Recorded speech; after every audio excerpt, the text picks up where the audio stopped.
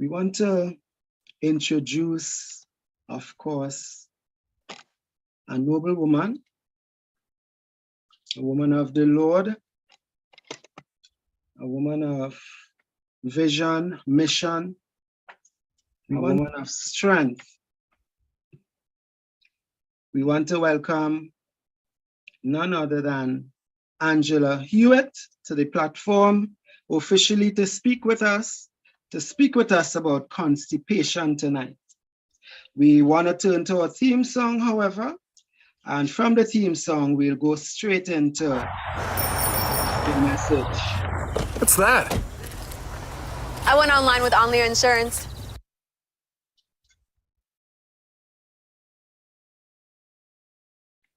All right, we'll have Angela.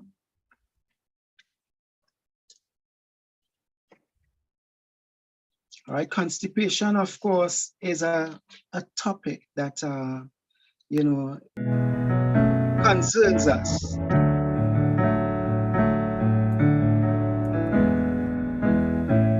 Our theme song. Disease is an effort of nature to free the system from conditions that result from violation of the laws of health. Step 1 to overcoming is to ascertain the cause where we have violated God's laws, the laws of health.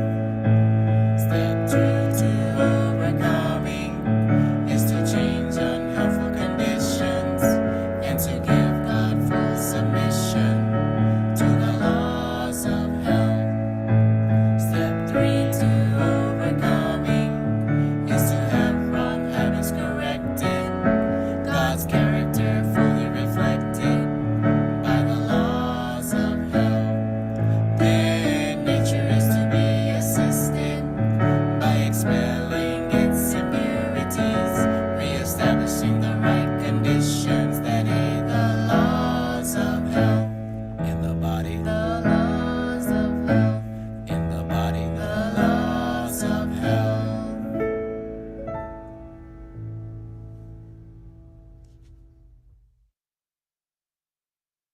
Amen. We'll now have our director, Angela Hewitt.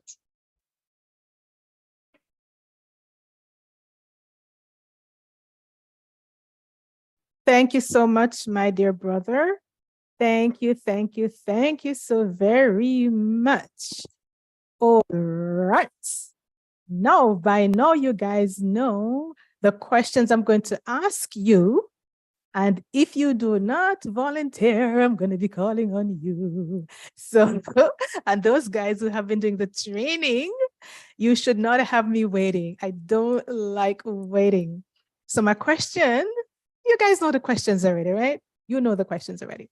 So the first question is, what is disease based on what you have been learning in the training and based on what our theme song says, what is disease, right? That's number one. So if more than one person would like to respond, they can. One, what is disease? That's my first question. Then the second question is, when we have identified a disease, what 4 steps should we take? All right. I should see all the hands going up, especially from those doing the training. Don't let me call on you guys. Do not let me pick on you because you won't like it. All right. No, we're ready to go. So where are the students? Let me see the hands going up. I'm supposed to see all the hands going up because we have a lot of trainees right now who are doing the medical missionary training. Where are the hands? Guys, are you really letting me down? You're hearing how well the training is going and all the excitement and nobody to respond to the questions? Unbelievable. All right, I know you're gathering your thoughts, so let me give you a few seconds to gather your thoughts. But what is disease?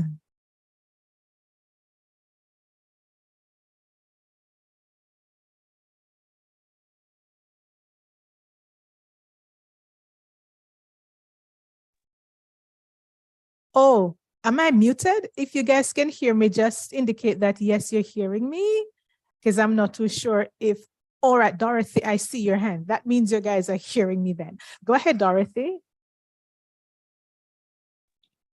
Disease is the body's way of telling us that we have violated the one or two or all the laws of health.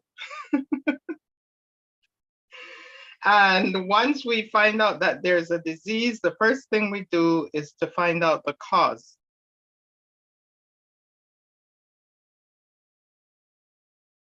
Yes, I saw somebody else wanted to help you out.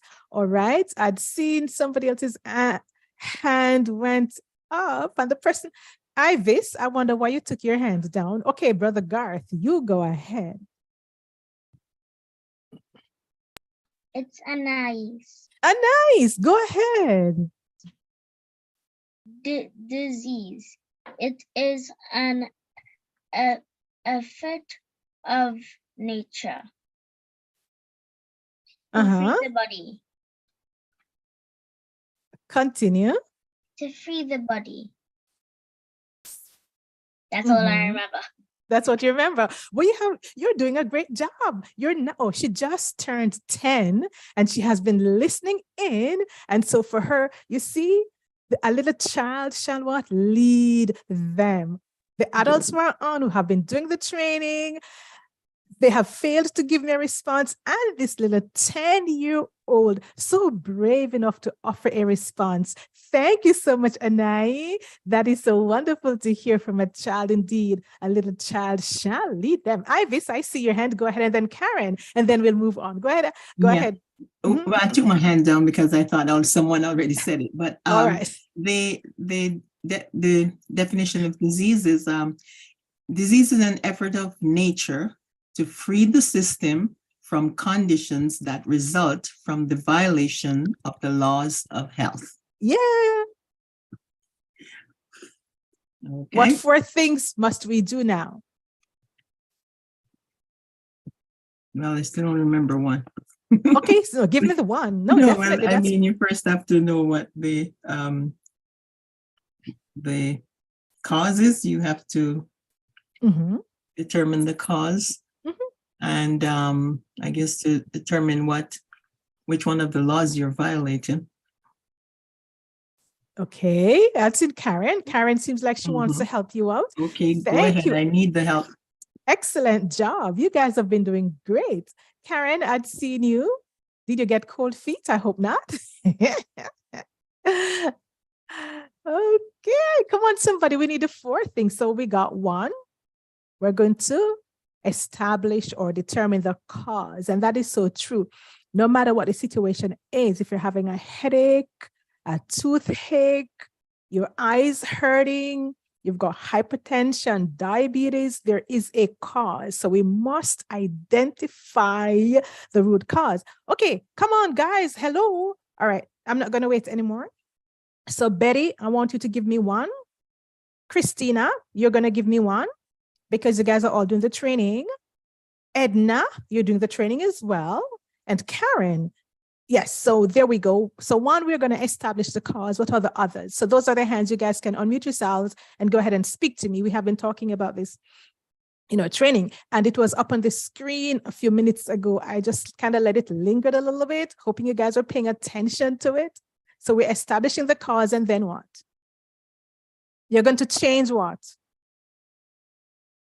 Wrongful habits, establish what the right conditions, and then we're going to assist nature.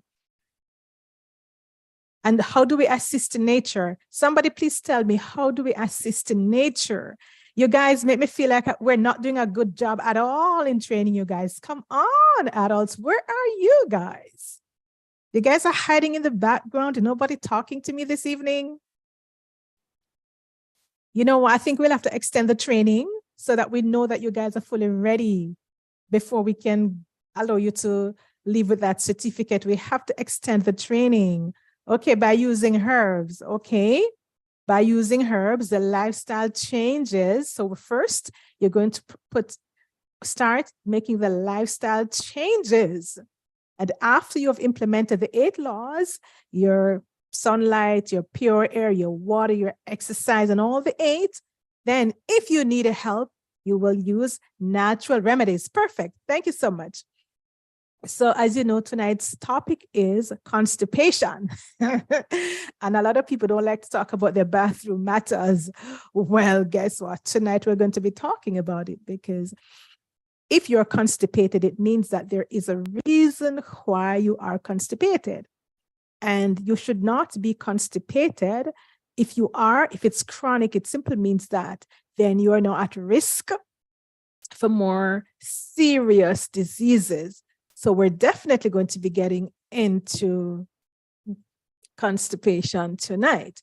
And what are the causes? So we're going to be looking at the causes of constipation. And how, first we're going to be looking at what is constipation. After we have looked at what it is, then we're now going to be looking at the causes. And after we have seen the causes, how can we treat it naturally? And hopefully, after it is treated, then you will establish the right actions, and it will not be repeated. You'll not be suffering from this problem anymore. Okay, so before we start, let us pray. Loving Father in heaven, we thank you so much for your goodness, your love, and your mercies towards us. Thank you for giving us the knowledge concerning health and how we're able to make the changes that we need. You have given this body the ability to heal itself as long as the right conditions are there. So, loving Father, we're asking that you will be with each and every person here. And if anyone suffers from constipation tonight, we're praying that tonight is the time when they will let it go. Free the body and remove the toxins so they can enjoy better health. We thank you, Father in heaven, for hearing and answering our prayers for Christ's sake. Amen. And so our topic for tonight is let it go. Please, people, time to let it go. You don't need what is inside your body. You don't need it. Let it out. Let it go. It's poisoning you. It is toxic. So you are going to do what? Let it go after tonight. Now, constipation is a common and uncomfortable problem for many people, affecting nearly 20% of American adults. Chronic constipation can lead to a significant decrease in quality of life, with surprising symptoms that seem unrelated, including what? Lower back pain, anxiety, and even fatigue. While it's normal to have occasional trouble going to the bathroom, especially if you are stressed or dehydrated, chronic constipation can be devastating and deadly. Are you guys listening? So yes, every now and then you can have little issues going to the bathroom or, going freely. And several different factors could contribute to this. If you're stressed, I can relate to that. When I am stressed, it's very difficult for me to go and to let it go as I want, because then my body is tensed. Right? My body becomes so tense. I'm a little fatigued and I'm not as loose and relaxed as I should be. And for some people, dehydration because they're not drinking enough water.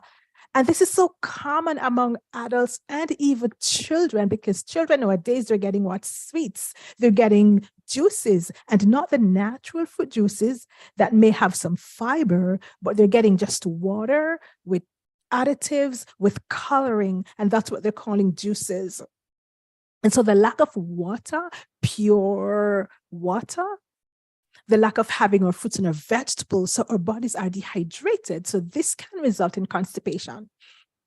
And if it's not checked, if it's not treated, it can be devastating and even deadly. You could end up with what?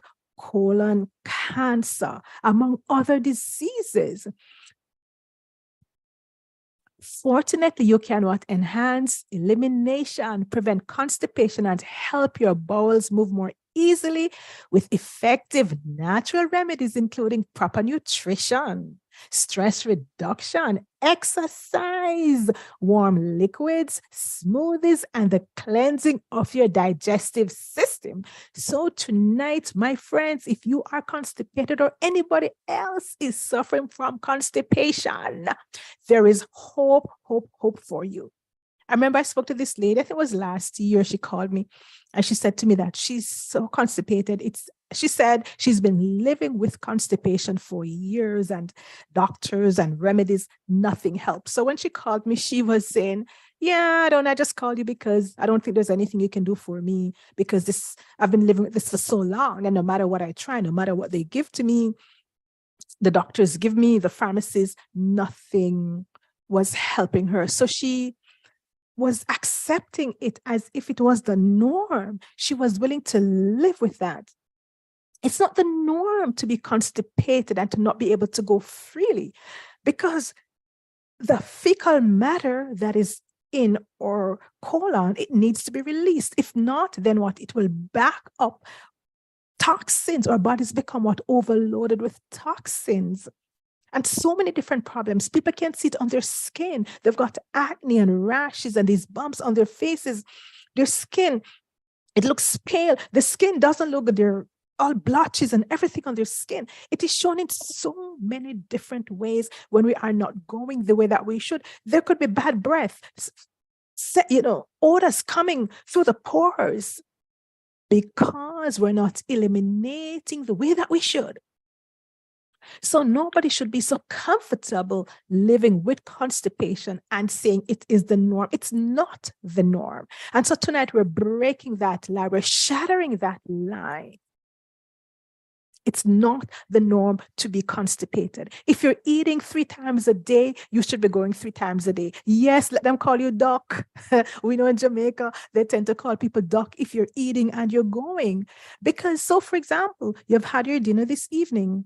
If you have not gone after your dinner, it means that in the morning you should be going because you're not pushing out what you would have eaten. And so the first meal should be pushing out that second meal that you're going to be eating.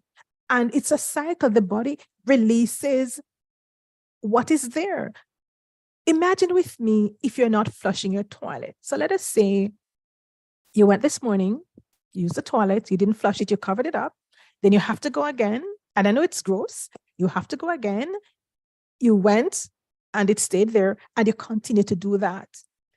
And the toilet now becomes clogged. Then you start having smells in your house. Maybe flies are going to start taking over the place. Issues with your plumbing. So many different problems. And this is just a plumbing worth a toilet that we're talking about. Imagine what is taking place in your body. So I know for some people, to them it's okay. And they say, oh, I just go once a week. Once a week, that's crazy. Oh, I just go twice a month. That is now becoming detrimental. So if you're going once a week, or if you're going twice a month or 3 times a month, you need to see your doctor immediately. You need to talk to me. You need help. If you have fewer than 3 bowel movements per week, or if bowel movements are hard, dry, or painful, and if you have difficulty passing, then you may be chronically constipated. So if you're not going more than 3 times a week, in fact, you're supposed to be going 3 times per day. If you're eating 3 times per day, I do 2 meals per day, I go 2 times. If I'm going once a day while I'm still eating 2 meals, then I know something is right. It's because I'm stressed or something is taking place in my body. I did not have enough fiber or I did not drink enough water. So I look at what I'm eating. So check your bathroom habits after tonight. Children are woefully and chronically constipated, and children should not be constipated because parents, you are the ones feeding the children. Let me repeat, children should not be constipated. If you're feeding them on lots of fruits and vegetables, children should not and must not be constipated. So if your children in your home are constipated, you need to do something about it. It simply means they're not drinking enough water, you're not giving them enough fruits and vegetables, enough fiber in their diet. You need to remove the processed foods from their diet. Remove the biscuits, remove the cheese tricks, or whatever you guys want to call it. Remove these things and feed your children on what is healthy. Children must not be constipated. In addition to bathroom discomfort, constipation is what associated with bloating, gas, and inflammation, which impacts the entire body, including nerves in the lower back. So are you guys recognizing that constipation is not a standalone issue? It impacts your entire life. Have you ever been constipated to the point where you can't think? You just feel so tired and lethargic. It's like your whole system is thrown out of whack because of constipation. Guys, if you are constipated, do something about it. After this meeting tonight, you should be gathering all the tools and the tips that you need to cleanse and flush your body. When the bowels are constipated, the large intestine and rectum become distended, overfull with stool. So your stomach will become distended. You're going to have this stomach in front of you. You can see it, you can feel it, that bulge, and it feels hard. We can't actively sense this internal pressure, but it puts pressure on the nerves in the lower back, causing pain. So sometimes you might not be feeling what is happening, but if you're having lower back pain and you recognize that, you know what, I'm always constipated, then check what is happening. Remember, the body is a system. It relies on all the different parts, the different organs. The body, it's not stands alone. So you're having constipation, you're having back pain, but you're not doing the connection between the two, and you're wondering, why am I having back pain? But then if you're always constipated, then it's a result from being constipated. Straining to have a bowel movement, bloating and gas also puts pressure on the lower back muscles, which can become stiff and painful. Any witness, anybody suffering from that situation? It's not always obvious that the experience of back pain and constipation are related. So there are times when you're constipated and you're experiencing lower back pain among other issues, but you're not making the connection between the two. But tonight we're here to share the information that you should look at what is taking place and that there could possibly be a connection. The risk of constipation increases with age, with the highest risk being for people over 65, and women report double the amount of constipation experienced more than men. And that is what I found as well, that women somehow tend to be more constipated than men. A combination of low fiber diets, dehydration, eating animal products. Are you guys listening? Eating animal products, this include what? Meat, all kinds of meats. Yes, chicken, fish. Meat has no fiber. Meat, I will repeat, meat has no fiber. So as long as you're eating meats and its derivatives, such as your eggs, your cheese, all these things that you eat from the meat, your bacon, your ham, whatever it is. So if you're eating animal products, as long as it is from the animal, because they do not have fiber, lack of movement and stress are all impacting our ability to effectively excrete waste from the body.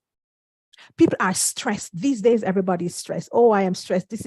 People are stressed, and especially the lack of movement. People not moving around anymore, and especially now because we're mainly working from home. So you sit at your home, your desk at home. You even want to go to the bathroom to urinate. and you're just squeezing it. Oh, I'll get up after I've finished done this little task here. And you're sitting there squeezing until what? Bladder infection. So the lack of movement, it simply means that we got to get moving. We have to exercise more or walk more and reduce our stress. Now, what are some of the causes of constipation? Number one, digestive disorders such as chronic constipation and irritable bowel syndrome, IBS. A lot of people suffer from IBS. These are a group of conditions that stem primarily from the food we eat and our lifestyle choices. If you notice, as medical missionaries, we stress on lifestyle choices. These are called lifestyle diseases because they go to how we live and what we do on a daily basis, what we're eating, what we're not eating, or sleep condition, whether we're exercising or not, or stress level, so many different things. So digestive problems can result in what? Constipation. Food is another one. So foods that are what? High in sugar. Are you guys hearing me? Parents, stop giving the children the foods high and loaded with sugars. Young children, if you're hearing me, immediately, not tomorrow, not next week, if your dad or your mom, if they've got cookies at home, sweets at home, those juices, the water with the sugars in them, kindly say to your parents, Mommy, Daddy, let us put them in the garbage. I will not put this in my body anymore because it is not food. It is not food. The donuts, the cookies, these things are not food, people. They are not. So children, we are teaching you how to empower yourself so that you're able to help your parents. These things are not food. So don't wait until tomorrow. Parents, please clean out the cupboards and the refrigerator and start buying healthy food, unprocessed foods. Foods with what? Synthetic additives. Almost everything that we're eating, they've got in synthetic additives. They've got in colors and numbers. If you're having something to eat and when you look at the label, it says C35 or P50. When since food started having number and colors and dyes, and it's not food, throw it out. So these things what make it harder to produce normal bowel movements, and they inflame the bowel. Dehydration, we're not drinking enough water. And so it results in water being taken out of the gut to hydrate the rest of the body. If you were listening when Tanya spoke the other day about the true cause of disease, and even when she spoke about water, she talked about when we are dehydrated, the body has to find water from somewhere. If it means to pull the water from the stool to compensate for the lack of water in the body. So it is the cells are pulling the water from the stool. No wonder we're sick. Do you want your cells to be pulling water from your stool to compensate? Because we have reached a point where we are dehydrated. And that is why the stool now becomes harder. This makes it harder for substance to flow and move out. It also reduces digestive function. Stress alters hormone and neurotransmitter production and directly influences muscle tension, inflammation, enzyme production, and what? Overall digestive function. So stress is not good. We need to reduce the stress as much as possible or remove ourselves from the stressful situations or environment that we find ourselves in. Do whatever it is that you can, but take yourself out of the situation because stress kills. It is one of the factors resulting in constipation. Inactivity. This what reduces blood flow, weakening muscles within the digestive tract, and causes stagnation in the bowel. So if you are constipated, look at your habits. Am I exercising? Am I walking? And if the answer is no, get out. Even if you're constipated right now and you recognize that your bowel is not as free as it should be, go for a walk. Go for a walk and you'll be amazed how just that little exercise helps your body, because it's what? Relaxing and strengthening your muscles. And we've talked about that digestive walk after your meals. Go for that 15 minutes digestive walk. It's no stressful walk.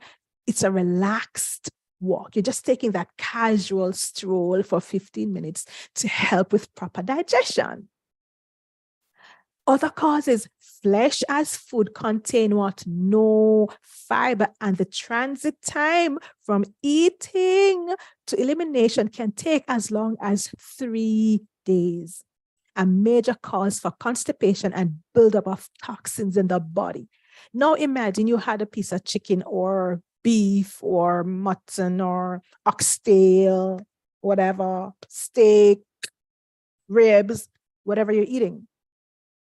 That thing is in your body. It can take what, up to 3 days for proper digestion and for that to pass through your body. Now I'm going to sound gross, but listen to me. The only thing that prevents or preserve the meat that you're eating is the refrigerator. What we're eating is dead carcass, rotten, stinky, dead carcass. The only thing keeping it, because if that does not go on the freezer, what happens? If you leave it out on the shelf overnight, it stinks. That is exactly what you're putting in your body. So you're putting that in your body, it's breaking down in your body. What's going to happen? And if it's not passing through, if you're not eliminating that as soon as possible, toxin overload, we become sick, and it is manifested in so many different ways. Inflammation all over the body, pains, cramps, skin issues, sinuses, headaches, digestive problems, colon issues, so many, leaky gut, so many different problems. Processed foods. Children, are you listening? Parents, the white rice, the white flour, the white salt, all these things that we're eating, processed foods, anything that comes in a pack, in a bag, in a plastic bag, in a can, processed foods. Get rid of these things from your diet. Throw them out. You won't miss them. The biscuits that the children are eating, the cookies, you name it. I don't remember them.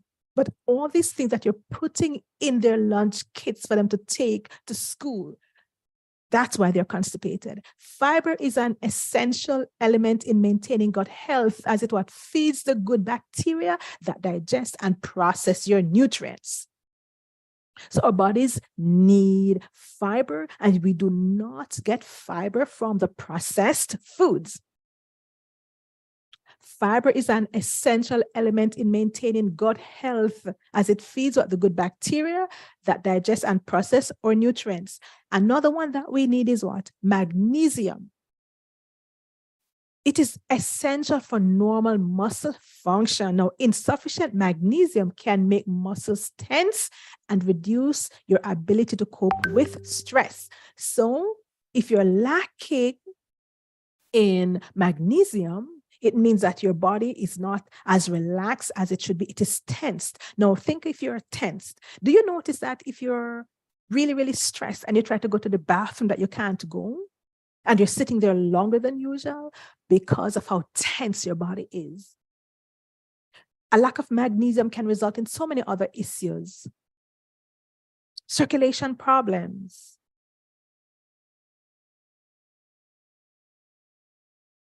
So many issues can result from us not having the amount of magnesium that our bodies need to be relaxed. Sleeping problems. And so magnesium is excellent in helping us to relax, muscle relaxation, relaxation of the mind as well, so that we're able to sleep and to cope with stress, because we're faced with stress on a daily basis. Constantly, we're bombarded with so many different things that can be stressful. And so stress and of itself is not bad. It's how we cope with the stress. It's our response to the stress. Straining while using the bathroom or sitting in an uncomfortable position on the toilet. So even how we sit on the toilet is so important. We should not strain. So when you go to the toilet, if you find that you're pushing and you're straining, that now creates a problem because it can break the sensitive nerve area or the muscles that is right there at the anus, resulting in bleeding and soreness, pain. So that now has its additional problems. And for persons who are constipated for too long and they're straining, they end up with what now? Hemorrhoid, or we say pile. They're pushing out that little thing that is in the bottom. And so the hemorrhoid, it's forced outside. And for some people, they've had to do operation to cut it, to remove it, because it's pushed out. It will not go back up into the rectum. So they've had to have it removed by the doctor. So straining should be avoided at all cost. How we sit on the toilet is so very, very important. We're not supposed to, these toilets you're making today are not the healthiest. We were not created to sit on a toilet. We're created to stoop. Do you notice when you have to do it like outside in the open, in the bush or wherever, when you stoop down, the rectum opens up so much, the anus opens, the colon is set in a certain way, and it just falls free, it flows freely. That is how we're supposed to be stooping to go. My niece lives in China. She went to study. And when she just went to China, she said she went to use the bathroom. There was no toilet. So she said, where are the toilets? What am I supposed to use? They told her that there's no toilet there. She should stoop. To her, that was new. Because she's coming from North America or from Jamaica, used to sitting on a toilet while over there. So when you go to the public toilets over there, in some places they do have toilets. So I'm not making a general statement there, but there are other places where they do not have toilets. So where she went, I think it was a public restroom. There were no toilets. People stoop. Do you notice the Chinese are not as sick as some other races? Among other groups of people as well, because of how they practice, some of the things they practice that we might frown upon or we might laugh at. Insomnia or low sleep quality. So another issue, another cause of constipation could be what? Insomnia, not getting enough sleep, including travel between what time zones, multiple time zones. This can mess up the regularity of the rhythmic digestive system. So insomnia, not sleeping well. Sometimes you're traveling between different places, long trips, 18 hours journey. When you get to one place, it's 6 hours ahead, 12 hours ahead, 5 hours ahead or behind. You find this all creates havoc in our system. And so this too can contribute to us not being able to eliminate as freely as we should. Now, we have talked about what is constipation, and we have looked at some of the causes. We not just only look at the causes, but we also look at how can we remedy the situation? How can we remedy the situation? Number one, eat more what? High fiber foods. And these include more approved raw fruits, vegetables like your garbanzo beans or chickpeas, your ancient grains. Include all of these in your diet. So all the beans and the grains you can include in your diet. Your ancient grains such as your quinoa is a good one. Your bulgur, remember the bulgur? The good cornmeal, not the cornmeal they're selling today, because that is GMO. You have to get your non-GMO or organic cornmeal, your spelt, your buckwheat, your amaranth. You know, all these are excellent grains to have. Then your fruits, your apples, your berries, your avocados, your greens, your callaloo, your cabbage, your spinach, your broccoli, all those, the cruciferous vegetables because of the amount of fiber that is in it. And as best as possible, especially if you're in Jamaica and you're getting the real stuff, you can eat the skins from the fruits. Eat the whole fruit. Your oranges, eat the guts from the orange. Eat that white part as well, because that is a fiber. So after you've peeled the skin, just eat the rest. Just eat everything from the oranges, because you're getting the fiber, and it feeds a good bacteria and scrubs the inside of your bowels clean. So the fiber, it pushes along the colon walls, thus cleaning them as it passes through, right? It is clean, and that's what you want. Because if you look at some photos, you're going to see old fecal matter lining the walls of the colon. So this is telling you that that person did not eliminate fully. So little bits and pieces were left, and these are stuck to the colon, to the walls, and they've become black and tarry. These are old fecal matter. They stay in the colon over time, build up the toxins, and then we become at risk for colon cancer. Also, what magnesium, have our foods that are rich in magnesium. Smoothies are an easy way to consume more raw nutrients in a quick, convenient, and tasty drink. We do not support a lot of smoothies. Yes, you can have your smoothies occasionally with your fruits or your vegetable. You can do a green smoothie or a fruit smoothie. Don't mix the two of them together. And your smoothie must be thick. It should not be watery. We're just drinking something. It must be thick. We don't recommend fruit juices either, because you're getting rid of the fiber. Your body needs the fiber. So if you're blending up, say, for example, fruits, have everything. Do not take out the pulps or the fiber and then you're drinking the water. That does not produce the fiber that you need. Eat more laxative foods. Figs and plums are renowned for their ability to make you move. Figs as well as prunes. Oh, I love prunes. Have these stuff. These fruits are high in fiber and antioxidants and work as natural laxatives. When consumed regularly, they will help to prevent constipation. So when you're having your figs, your plums, your prunes, these kind of fruits, they will help our bodies to stay free and prevent. Remember, it's all about prevention. Prevention is better than cure. So we want to prevent. We just don't want to tell you how to treat or to heal. We are saying to you, prevent constipation, prevent diseases as much as possible, instead of depending on the laxative in the pharmacies and they do not work. Eat high fiber fruits and your vegetables. And this will help you so you don't have to worry about constipation.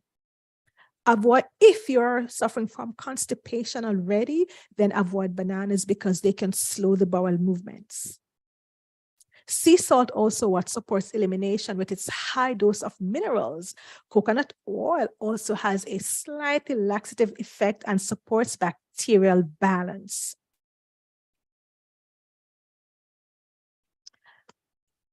Now, I told you before about the toilets that they're making today, that it's not the healthiest. So we're looking at what? Natural constipation relief. Squat. Do not sit. Let me see if anybody laughing at me. Squat, squat, squat.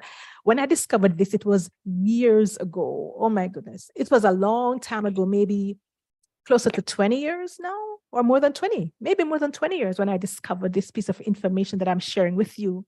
And so I've always, before I had a stool, no matter what I found, it could be a paint pan, it could be a bucket, it could be a basin, whatever it was, I'm taking that with me into the bathroom and my feet are on it. Surprisingly, would you know that they're now making the toilets this way and they're now selling the stools that goes around your toilet, because research, they now know that sitting the way that we sit with our feet Hanging down and our bodies up like this is not the best way when you're going. So you see, science is now catching up. Science is now catching up with God. The Lord did not make us to be sitting. We were made to stoop or to squat. So after tonight, I hope that you guys will be running out now to get whether it's a bucket or a stool or whatever it is, so that you're able to hoist your feet on. Squatting while using the toilet is considered a more natural, traditional position, and squat toilets are common in parts of the world.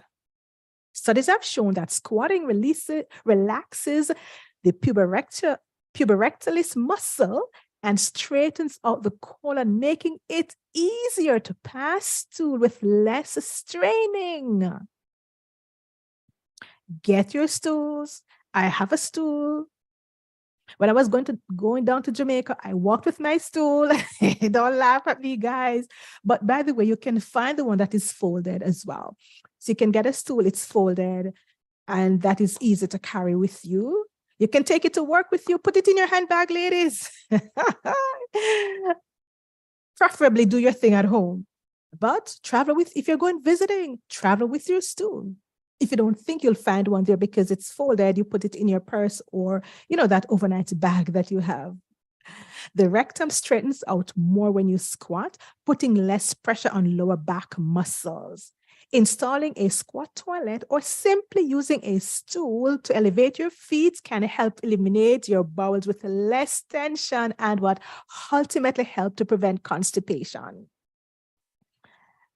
So tonight, we're just providing you with the information. What you do with it, the rest is up to you, but that's what we're here for, to educate, educate, educate. Reduce stress and relax. So the hormones signaling stress, which is your cortisol and your epinephrine, they slow digestion, they increase appetite, elevate blood sugar, and disturb elimination.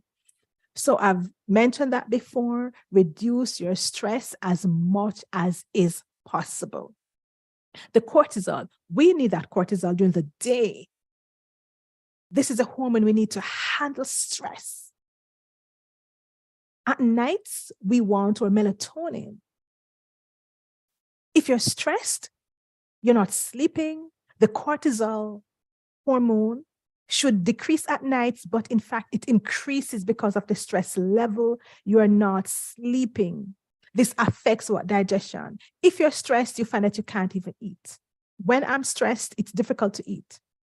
Then what? Your blood sugar becomes elevated. You end up with what? Diabetes. You end up with an enlarged stomach. And all of these come together can affect the elimination. Sudden intense stress, like a shock or fright, can cause immediate diarrhea, while prolonged stress makes gut muscles rigid and retain waste. So either way, if shock or fright can immediately bring on a diarrhea because the body responds, and when it's prolonged, you're in a stressful environment for too long, then constipation can step in. Now, we just looked at reducing our stress because we're looking at how to naturally treat constipation. First is we're reducing our stress. Now, secondly, stimulate and hydrate. Warm liquids help ease waste through the digestive system. We have been sharing that with you.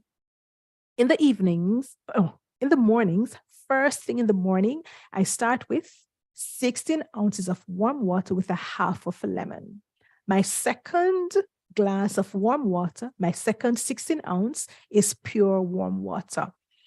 That is called a bolus flush. And so you're just gulping that down because you're flushing the system. We do not gulp down our water throughout the day, right?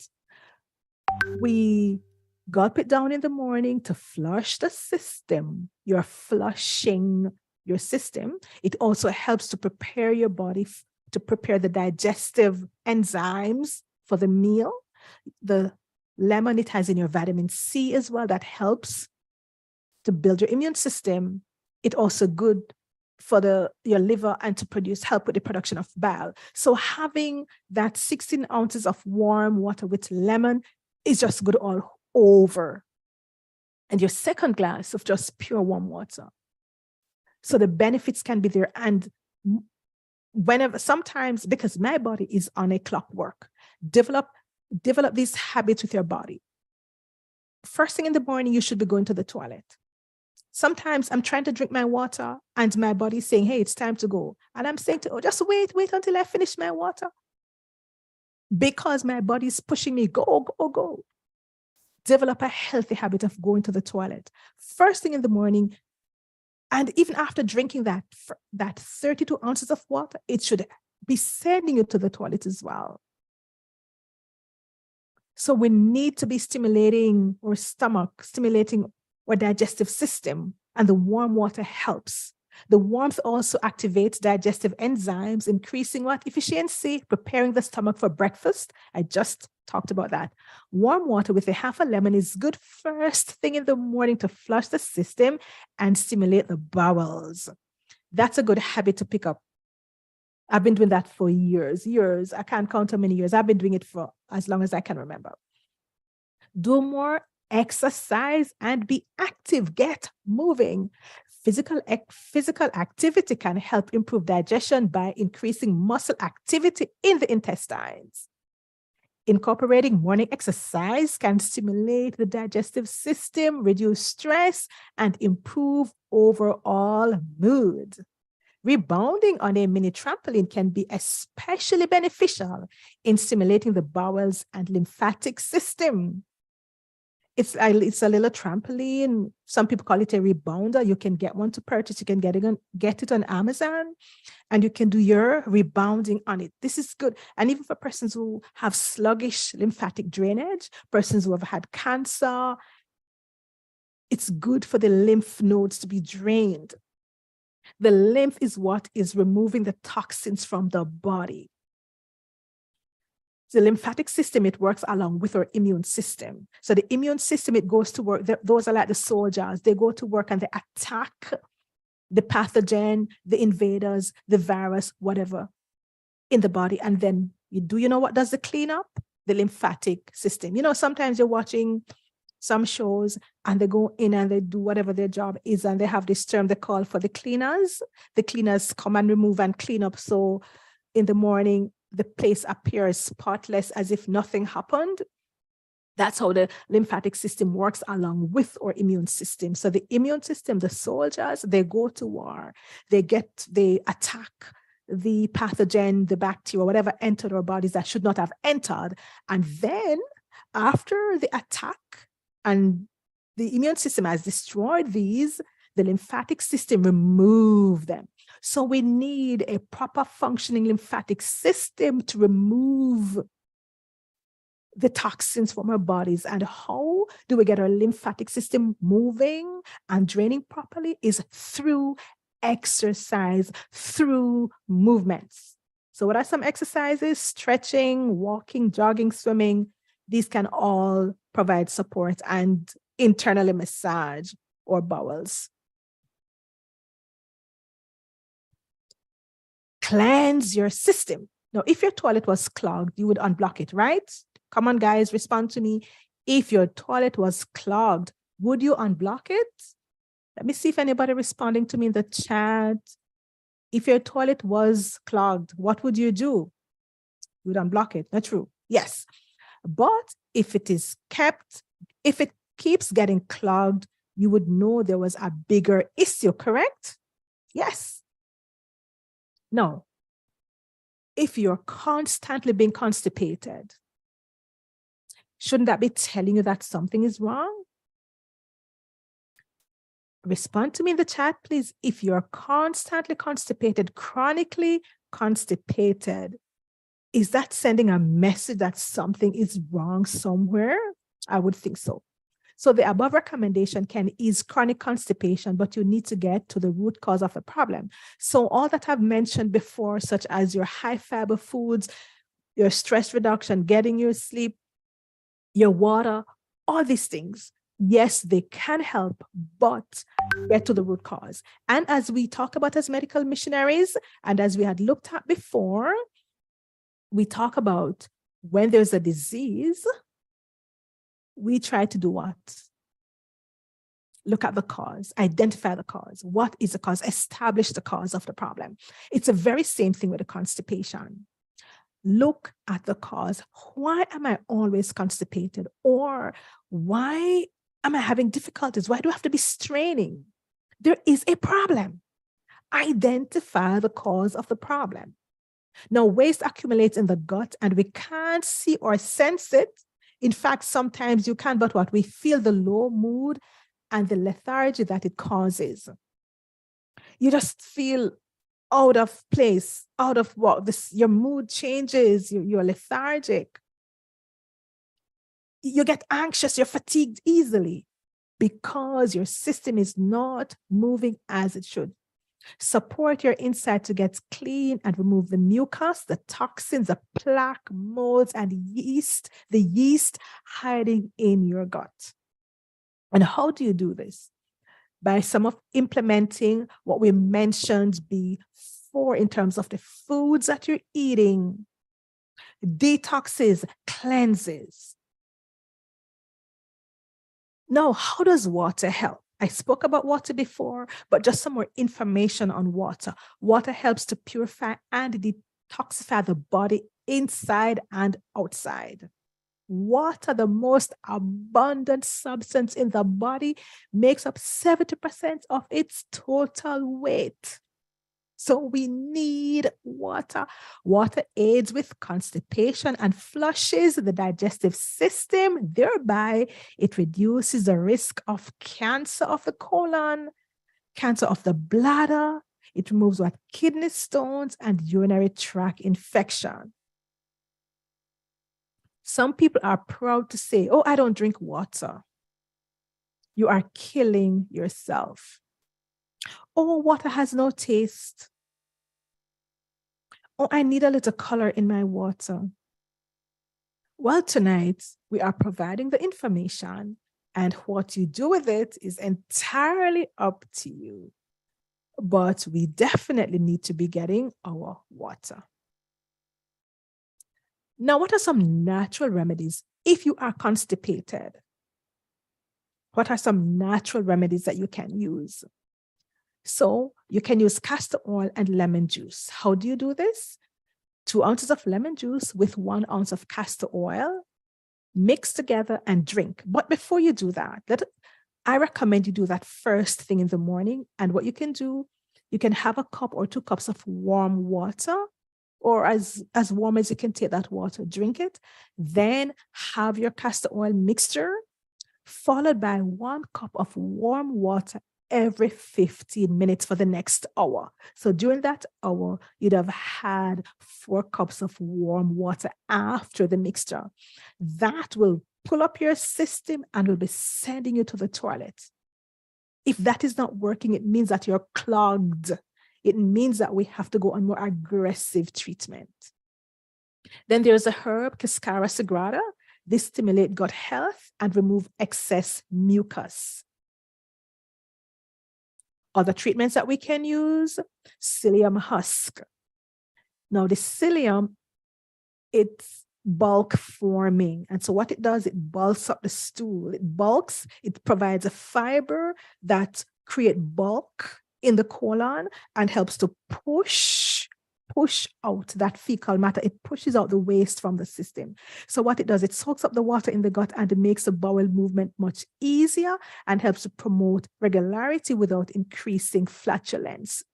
So people, you can definitely include psyllium husk as a part of your regular diet, especially if you suffer from digestive issues or constipation. It can be used as a one-off to ease constipation, or it can be added to your diet to help promote regularity and overall digestive health. So psyllium husk helps for persons with digestive problems. You can definitely include psyllium husk as a part of your daily routine. Slippery elm. It stimulates nerves in the gastrointestinal tract, which leads to mucus production and provides relief from constipation. So it helps with stimulating the mucus down in the GI. This is now helping to moisten the waste. That will help to push it out. It contains what the sticky substance calls the mucilage, which coats the GI tract. So it is providing this, it's slippery, right? So just as the name suggests, it is slippery. You drink that down.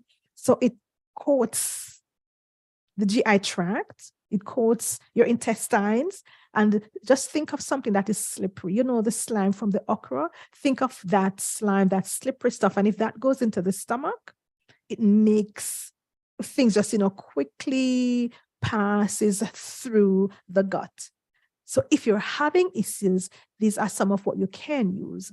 Senna pod or the leaves. Senna contains many chemicals and they're called senosides. They irritate the lining of the bowel, which causes a laxative effect. So senna is also a good laxative that you can take if you're having constipation. Flaxseed. Flaxseed is also a rich source of soluble fiber. Now, soluble fiber dissolves in water, making stool softer and easier to pass. Now, the flaxseed must be grounded. We do not use whole flaxseed. They're too small.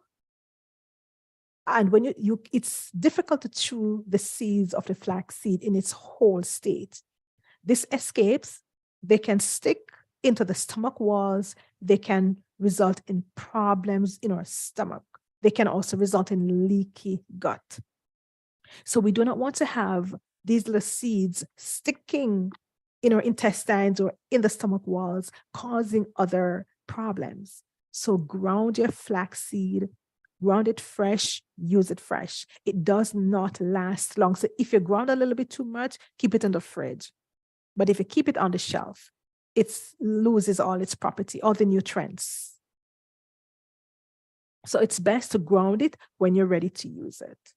So this helps relieve constipation associated with irregularity and digestive conditions like irritable bowel syndrome, IBS, and diverticular disease. Diverticular disease is another disease of the digestive system.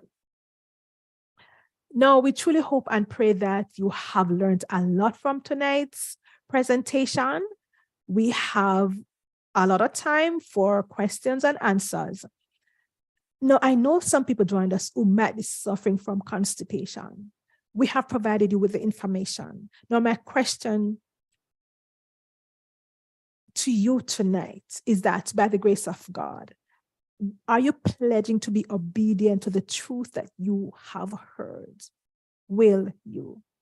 I truly hope and pray that by the grace of God that you will implement the changes that you have heard. And if you have been educated on this matter, go and say no more, lest a worse thing come upon you. So if you're having constipation, you do not address it, you may end up with other issues such as colon cancer, among other serious diseases. And if you have been blessed, please consider supporting our ministry. I praise God for the information that He has given unto us, and I hope that it will be transforming to you. It will help to transform your life and your health. I will now open up for question and answers. And any comments that you have on tonight's presentation, then definitely we'll take it. So now let me allow you guys to unmute yourselves. And first you need to raise your hands and then I'll acknowledge your hands. All right, so I'm seeing Everton, I'm seeing Chantley, Graham, and then Christina. So we'll take them in that order. Go ahead, Everton. Yeah, good night. Thanks for the presentation. You talk about drinking 16 liters of water in the morning. I heard that it's not good to alkaline your stomach since it's an acidic environment. How do you justify that? Wouldn't that amount of water alkaline in your stomach or No, no? because it's pure water. So the water is already at the pH level that it should be, right? And getting in that amount of water is just the right amount of water that the stomach needs. But if you're thinking about drinking a whole gallon of water one time, then that is too much water going into the system. But water does not reduce the stomach acids at all. And it's Okay. not liters, it's 16 ounces, well, 32 ounces. I do 32 ounces in the mornings. Then after my 32 ounce, then I have my breakfast. And in between breakfast and lunch, you can have another 8 ounces or 16 ounces between breakfast. And if you have a third meal, you can have another 8 ounces. So by the end of the day, you'd have had your 64 ounces of water that you need. Okay. All right. Thank you. You're welcome, Everton. Is this your first time joining us tonight? My very first time. Oh, where are you joining us from? I'm in Jamaica. All right. Well, thank you so much. And please don't be selfish now. Don't keep it to yourself. We do this every Tuesday night. Invite others to come along and be blessed as well. Okay. Okay. Thank you. I will do that. You're welcome, Everton. All right. Chantalie, you go ahead. Yes, good night, sis. I've been really blessed by the presentation tonight. For sure, for sure. My sister suffers from constipation, like constant constipation. So I will be sharing this with her and invite her for the next presentation. But I wanted to know what would you suggest for constipation in babies? So the question, Chantalie, as we always say, we go to the root cause of the problem. So is the baby having breast milk? And what age is the baby? So as a mother, you have to look at, are you constipated? As a mother, what is the baby having? Look at these different things. We always talk about the root cause of the problem. What stage is the baby at? And the baby should not be constipated if the baby is having the breast milk. Are you constipated? Is the baby getting something from you? So several factors to be considered. Okay, well, my baby is not constipated. A friend of mine, recently, her baby was constipated and she was just crying, screaming, bawling because she did not know what to do. She was crying, the child was crying, and she did not know what to do. So I currently have a 4 weeks old baby, and I was just asking just in case anything like that should happen. Yeah, so that's why I was asking. Right. So as I said before, look at the root cause of the problem. 4 Okay. weeks, I can't imagine a 4 weeks unless there's something more. And I would say definitely see the pediatrician, the baby's doctor to determine what is the cause, because that's a baby, that's a sensitive situation there that we're dealing with.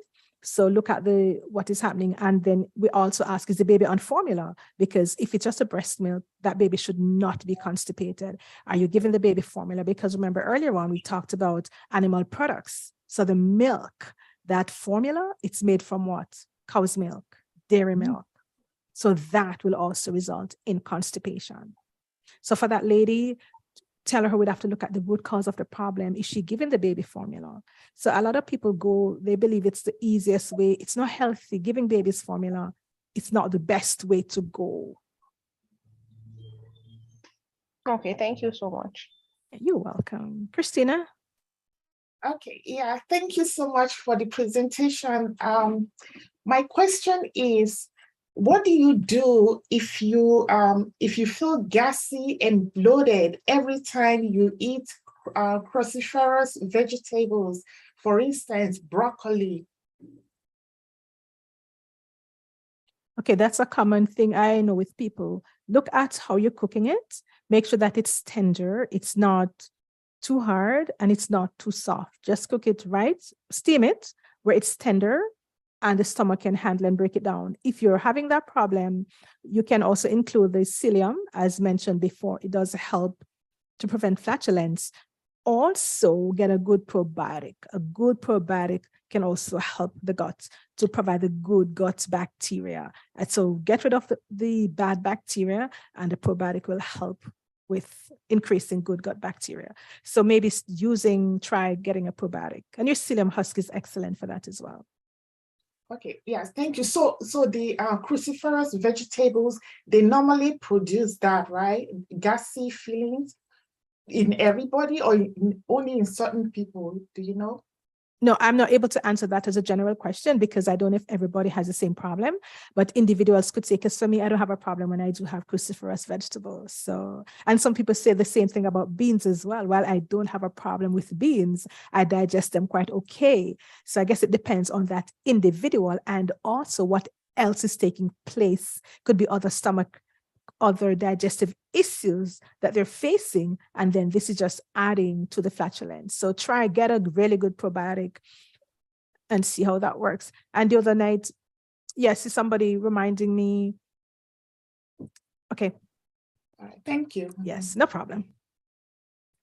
I'll have to go through the chat and see if there are any questions. Is there anybody can help me? Tanya, are you on? Pam, Sister Viv, who is on, who could maybe help me to go through the chat to see what are some of the questions while I'm taking the hand. So who is on from the team who could help me with the questions in the chat? Would appreciate that. So who can help me with the chat? Who is on? Tanya. Let me just see who is on from the team who can help me. Sister Viv, are you able to help me with the questions in the chat while I take the hands? Would appreciate that. Let me just allow you to unmute yourself, sis, if you can. Oh yeah, you can unmute yourself. All right. So let me continue with the hands. So Beverly and then Magali. Go ahead, Beverly, and then Magali. Yes, good evening, my dear sister. Thank you very much for a very much informative presentation. What I want to ask is, if you don't have lemon, can lime be used? Can the lime juice be used? The lime and the lemon have a totally different effect on the stomach. So we recommend the lime. It's not as acidic as the lemon. We recommend the lemon. It's not as acidic as the lime. And what I would use for my replacement would be maybe that sour orange, because that also has great benefits to the body. So even with that can also go well with castor oil. So if you don't have lemon, because I've used that before when I was in Jamaica, I didn't have lemons. I used the sour orange with the castor oil to flush my system. So that is something that you could use as a replacement. All right, thank you very much. Yeah, you're welcome. Magali and then Sharon.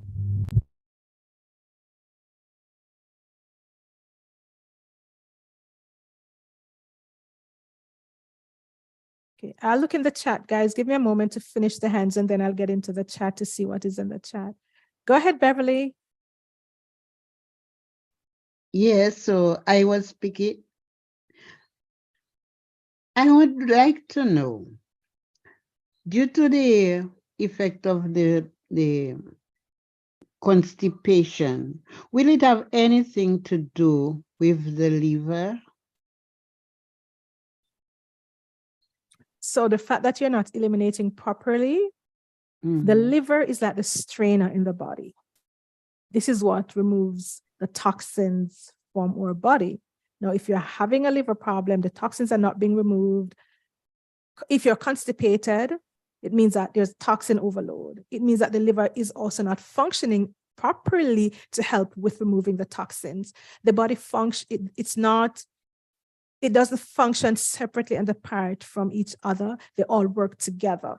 So one can impact the other.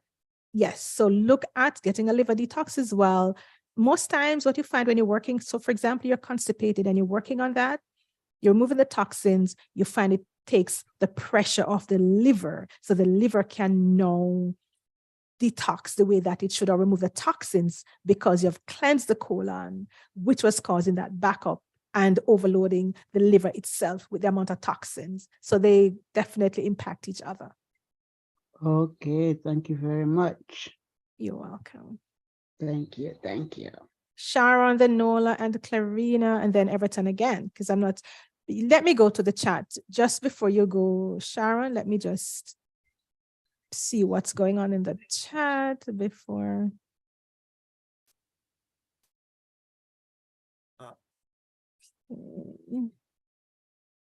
Oh, yes, somebody was saying that the maximum, they were trying to get on and the maximum was 100. Yes, I had increased it because 2 weeks ago we had 174 persons on. So I should have done that. I've been so busy, I totally forgotten to have increased it. So yes, I will increase it for the next meeting. Yes, Dorothy, slipper elm is excellent for acid reflux. That's one of the things that we do promote for acid reflux or digestive issues. Yes, it is streaming live on YouTube. You guys are welcome. Yeah, you're welcome. Let me see if there are any more. Repeat the castor oil treatment. I can do that. Yes, Dorothy, iron in the baby's food can definitely cause constipation, even in adults as well. Fennel seeds, oh, well, we don't know if she's having a problem with breast milk. She asked about the constipation. If there's a problem, then yes, fennel, also fenugreek, and fenugreek, there's I was just trying to remember, I had to make that recommendation just the other day to my friend who just had a baby and she's not having enough breast milk. So those can help.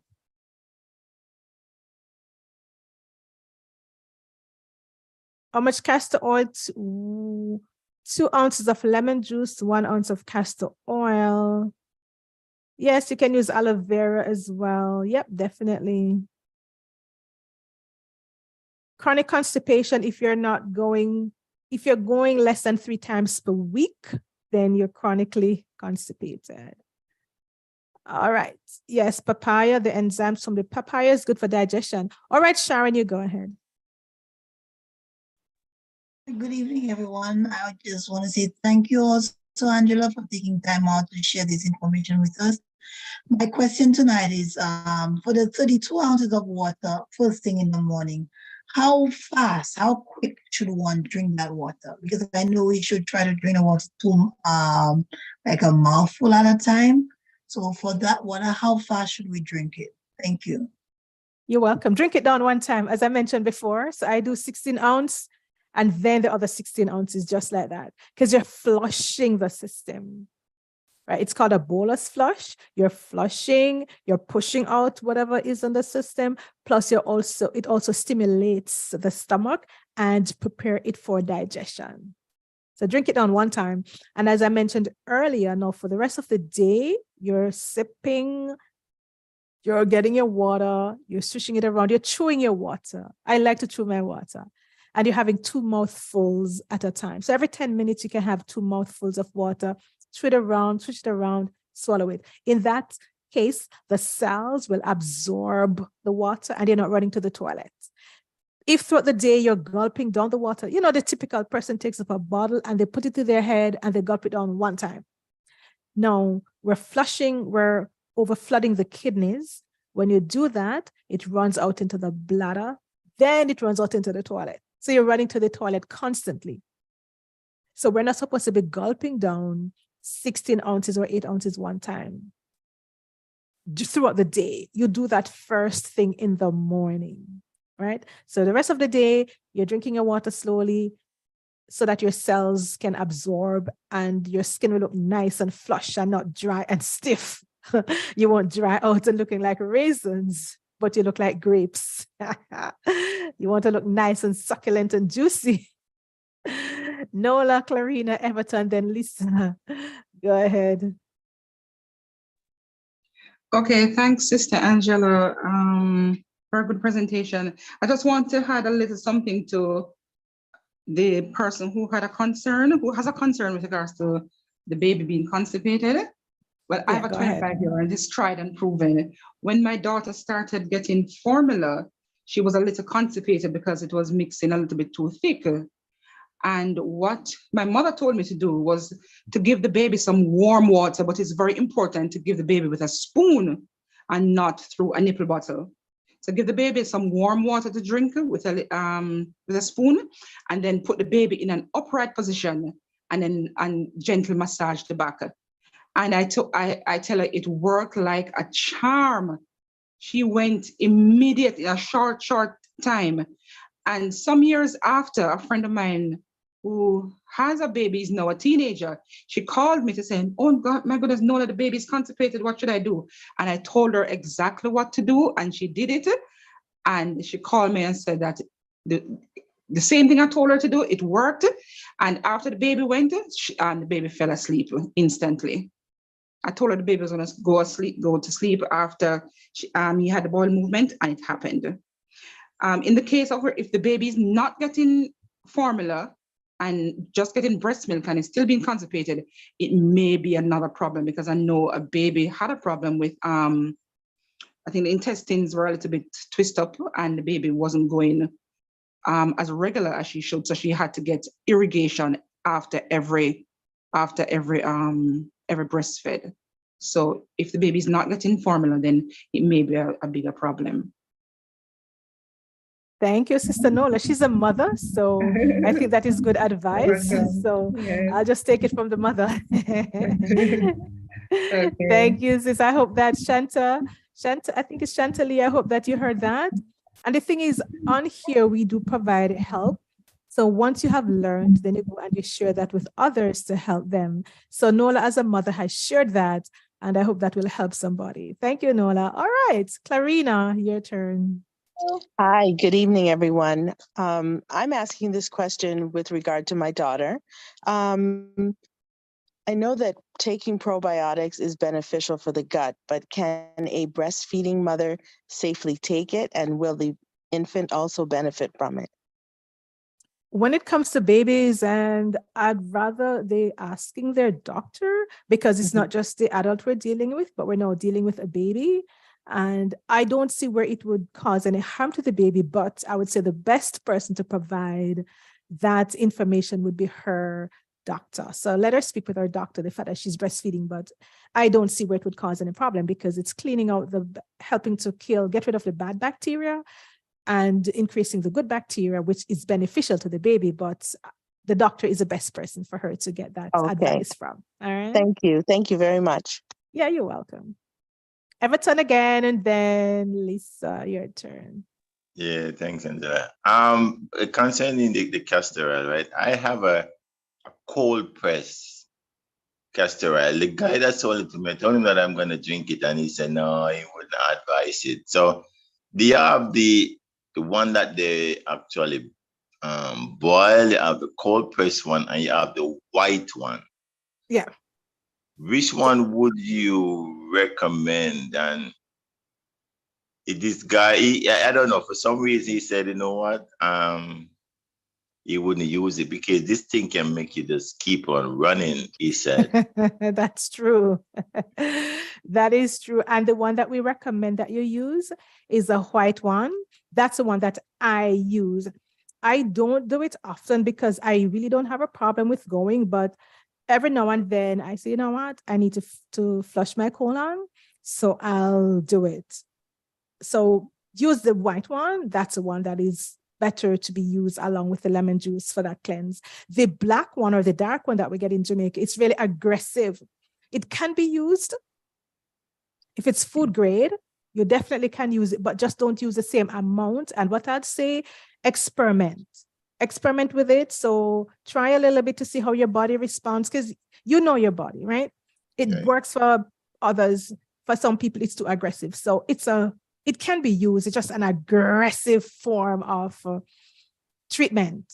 So if you're really clogged up and really backed up and you feel that your body can handle that aggression, you can use it, but just be careful how much you're using. And as I said before, just experiment to say, okay, let me use maybe 2 teaspoons with the lemon juice and see how it works. If that's not enough, because some people, as we say in Jamaica, the belly tough, right? It's hard for them to go. Then that level of aggression could maybe work for their system. But you can use the other one, which is more milder, but you still get the same kind of impact, because by the time I swallow that mixture, I better be running. Okay, thank you. You're welcome.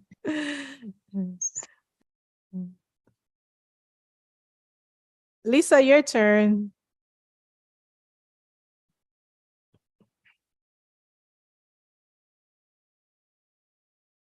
Lisa, your turn. Lisa Francis.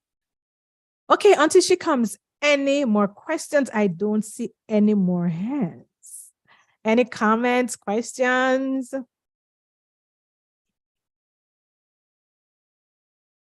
What fruits and vegetables can be used for prebiotic? These are from the cruciferous vegetables family, such as your broccoli, your artichokes, some of our beans or peas, your chickpeas, your even bananas, your apples, your cabbages. Some people even make their own prebiotic from using cabbage. So you can definitely use any of the cruciferous vegetables as your prebiotic. Okay, more hands. So yes, Lisa, go ahead, Lisa. Okay. Then Can you hear me now? Val, yes, and then Christina. Yeah. Okay. In regards to the plaque, the mucoid plaque, that's the black thing you were talking about in the colon. How do you get rid of that old matter that is there for this entire time? Maybe it could be blocking nutrient absorption. So how do you get rid of that part? If it's that bad, some people may have to do an irrigation. They may have to go to the doctor or get hydrotherapy of the colon, getting an irrigation of the colon. And that is not something you want to be doing often either. But if it is at that stage, then they may just have to get an irrigation of the colon to remove and to clean out the colon, and then start with a better process in terms of what they're eating and the lifestyle changes. Oh, okay. Okay, thank you. Yeah, you're welcome. And definitely start eating high fiber, high bulk foods, but they may need more help than that depending on how long they're backed up and is in their colon. Okay, so that was Lisa. Brother Avel, and then Christina, Stephen, and then Mal. Yeah, go ahead. Would you recommend the saltwater flush? Salt water is good, definitely. Yeah. What kind of salt? Not the regular table salt though, but you can use your pink salt or sea salt. Yeah, right. Yeah, pink Himalayan sea salt. Yeah. Okay. Sure. Yeah, thanks. Great. Yeah, because also, my brother, the sea salt and the pink salt has in over 84 trace minerals. Okay. And so the sea salt as well has in the minerals. So you're flushing as well as the body's getting the minerals that the body needs. And the salt also helps, with the electrolytes as well. So yeah. Christina. Yeah, you mentioned that we should squat, right, when using the toilet. So I'm wondering, like, let's say we using like a public bathroom and we have a stool and we're squatting to use the bathroom. Doesn't the water splash on you? Like, how do you prevent the splashing? Like in a public bathroom, like in your home is different, but the public bathroom, it can splash, if you're squatting and not bending down well. So that is situational, right? So if you go out to use a public bathroom, which I always try to make sure that I do my number 2 at home. And if I'm out, I'm definitely trying to see if I can, because I just hate using public bathrooms for number 2. So I'd rather to take it home with me, which is why my habit is in the mornings before I leave my house, I'm using the bathroom, I'm using the toilet. Now, it's situational. And so if you're out and you have a concern regarding that, then maybe you don't want to squat at that time. But when you're at home and you're able to squat, then I say it's situational, and then you can make that determination as to what you do because you have found yourself in that situation. That's a decision that an individual can make. Because I would have that concern as well. Yeah, for sure. Okay, thank you. Yeah, you're welcome. You have some of the toilet paper and just. Okay, Mal, and then Stefan. Go ahead, Mal, and then Stefan. Good night, and good night, everyone. I noticed last week, Friday, I had, something for breakfast, some food for breakfast.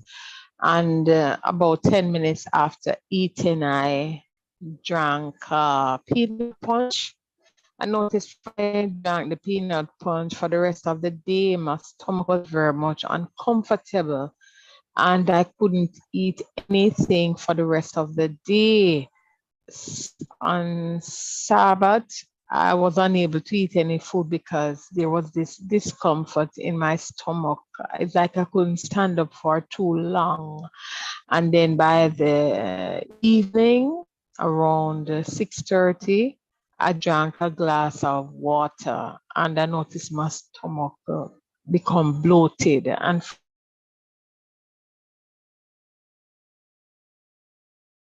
what I did, on Sunday morning, I took some aloe vera and orange, not really sweet, but some oranges for Sunday morning. But I noticed when I took the aloe vera and the orange, I was able to, my stomach like it open and I felt hungry again. And I have been taking every morning up till today, Tuesday, every morning I eat, I take aloe vera and the orange, and I notice it allows my stomach to eat. But I still have this form of discomfort. I don't know if it's because I put probably, it says a soy, it was peanut punch, but it says soy. So I don't know if it has some milk constituency to it, why it might have affected me. Yes, I'm not able to diagnose the situation like this openly, but I see you're trying to look at the different factors that could contribute. Soy of itself is good if it's organic soy and non-GMO.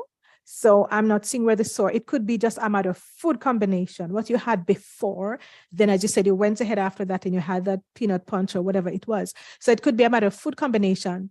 Once you have put in that food in your stomach, that food needed at least 5 hours for digestion before you added anything. Because you went then and you add that thick juice or drink or whatever you call it to the stomach, that could have created some problems. So the food combination, the first meal was not digested properly. So there could be multiple factors, plus if there are any other issues going on before. But aloe vera is excellent. We do use aloe vera as a part of treating digestive issues. So you could continue to do that, but I'm not able to say what the problem is. It could be multiple factors. But you're doing the right thing by trying to determine what could have caused the problem. But when you've eaten a meal, give your stomach at least 5 hours then before you have anything else. Water only. No juices, no smoothies, no punches, so 2 hours after your meal, you have just water. Hopefully that will help you. Yes, Stefan, you go ahead.